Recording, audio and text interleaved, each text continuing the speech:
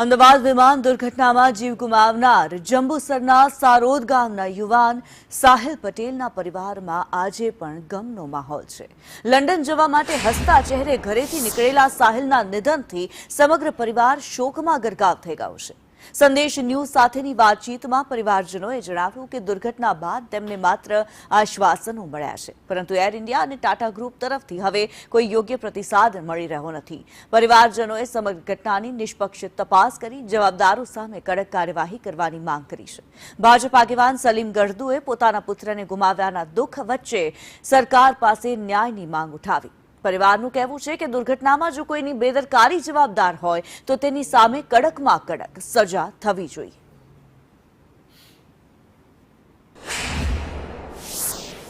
કેટલું બી ઇન્વેસ્ટિગેશન તો થવું જ જોઈએ કે આ જેના કારણે થયું છે એને સજા મળવી જોઈએ, પણ કેટલું બી ઇન્વેસ્ટિગેશન થઈ જાય મારો ભાઈ થોડી પાછો આવવાનો એને એટલો શોખ હતો લંડન જવાનો। અહીંયાથી મેં મારા હાથથી ને બેગ્સ બધી પેક કરીને આપી હતી, મળતી એ જ નથી ભૂલાતું કે અહીંયાથી ખુશી ખુશી બેગ્સ લઈને ગયો ને એની મૈયા તો અહીંયા આવી। મને તો કોઈ ઘરમાં એવું બોલે છે કે એની કબર પર જઉં છું તો મને બહુ ખોટું લાગે છે કે આજે ગુજરી ગયો। કેટલા વખત એવું થયું છે કે હું 2 થી 3 વાર એકદમથી ઊંઘમાંથી ઊભી થઈ ગઈ કે પ્લેન ક્રેશ થયો ને મારો ભાઈ ગુજરી ગયો।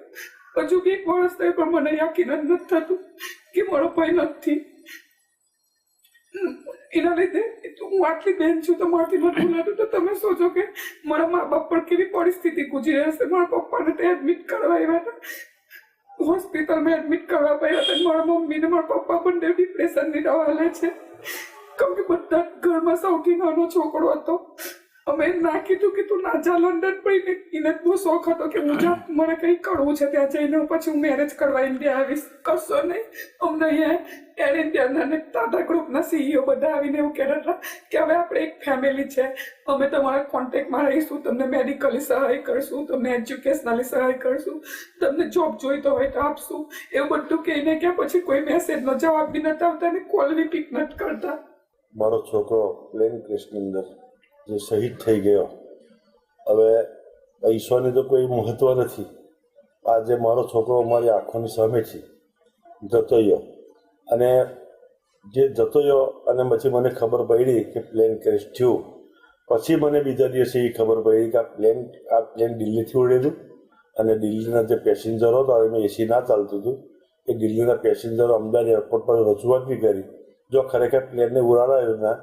અને આજે પૈસાનું કંઈ મહત્વ નથી, આજે કરોડો રૂપિયા આવે કે અબજો રૂપિયા આવે તો મારો છોકરો કોણ લાવી આપશે?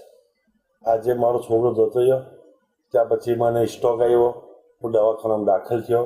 આજે મને આજે પણ સદમો છે કે રાતમાં ઊંઘમાંથી ઊભો થઈ ગયો, કારણ કે મારો નાનો છોકરો, મારા 2 છોકરા હતા, આજે મારો એક જ છોકરો રહ્યો। અને આની ઝીણીવાર તપાસ થવી જોઈએ, અને જે પણ આ કૃત્ય કર્યું હોય એને ફાંસી પર લટકાવી દેવો જોઈએ। મારી એ જ સરકાર પાસે, અને આજે અમેરિકાની કોર્ટમાં કેસ બી ચાલે છે, અને અહીં નહીં મળે તો ત્યાં નહીં મળશે, પણ ન્યાય તો મળશે। પણ ન્યાયને મારે પૈસાનું કોઈ નથી મહત્વ, મને મારો છોકરો કોણ આપશે?